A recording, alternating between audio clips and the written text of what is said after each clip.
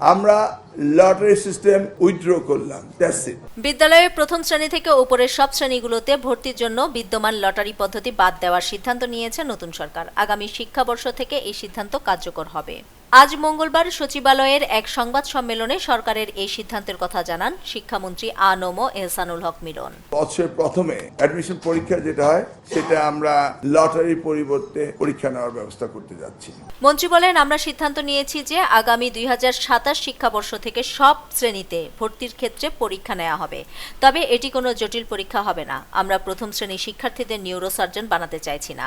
অত্যন্ত সহজ ও সাধারণ একটি পরীক্ষার মাধ্যমেই শিক্ষার্থীদের ভর্তি করা হবে। এর আগে গত রবিবার জাতীয় সংসদে বিষয়টি নিয়ে আলোচনা হয়। সেখানে সংসদ সদস্য হাসনাত আব্দুল্লাহ প্রাথমিক স্তরে লটারি ভিত্তিক ভর্তি পরীক্ষার তীব্র সমালোচনা করেন। তিনি সতর্ক করে বলেন, এই পদ্ধতি শিক্ষার্থীদের মেধার বিকাশে ক্ষতি করতে পারে এবং ইংরেজি মাধ্যম, সাধারণ শিক্ষা ও মাদ্রাসা শিক্ষার মধ্যে বৈষম্য আরও বাড়িয়ে দিতে পারে। মূলত সেই প্রেক্ষাপটে সরকার লটারি পদ্ধতি বাতিলের এই সিদ্ধান্ত নিল। নিউজ ডেস্ক, দৈনিক পূর্বকোণ।